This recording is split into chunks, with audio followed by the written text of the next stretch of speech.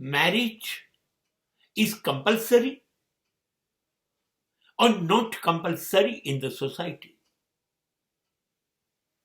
શું કહો છો તમે? લગ્ન ફરજિયાત થવા જ જોઈએ સમાજમાં, કે લગ્ન ના હોય તો ચાલે, કુંવારા રહેવાનું, સિંગલ? કન્ફ્યુઝડ છે જેમ સમાજ આગળ જતો જાય છે એમ. કારણ કે ભારતમાં 99% લોકો લગ્ન કરે છે, 1% રહી જાય છે, કેમ કે લાયક નહીં હોય એટલા માટે રહી જાય. બાકી બધા જ પરણે છે, અને પરણે પછી એકબીજાની પરણે છે.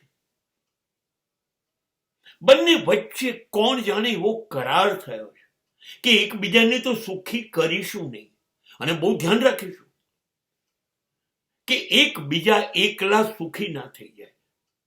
ભયાનક પ્રયત્નો કરે છે દુઃખી કરવાના. આ છે લગ્ન જીવનની સામાજિક વ્યવસ્થા, પણ ફરજિયાત છે. નહીં કરો તો કુટુંબ અને સમાજ તમને ચલાવી નહીં લે, જીવવા નહીં દે. હજી નથી થયું, હજી નથી પરણ્યો, ક્યારે પરણશે? તમને છોડશે નહીં. તમે લગ્ન કરો એટલે જ તમારી સમાજમાં પ્રતિષ્ઠા. જો તમે નહીં કરો તો તમારી પ્રતિષ્ઠા નહીં. હું તમને એક સામાન્ય ઉદાહરણ આપું. પરણેલાને કોઈ પણ મકાન ભાડે આપશે, પણ કુંવારાને કોઈ મકાન ભાડે નહીં આપે. આ જ વિચારો ને તમે કે લગ્ન કેટલું ફરજિયાત છે. આવું ના હોવું જોઈએ, આવું ના હોવું જોઈએ. હા, વર્ષો જૂનું ચાલ્યું,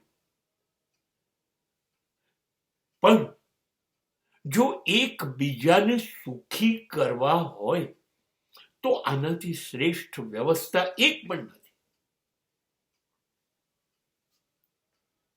પણ એકબીજાને સુખી થવા ના જ દેવા હોય તો શું કરવા જોડે રહેવાનું?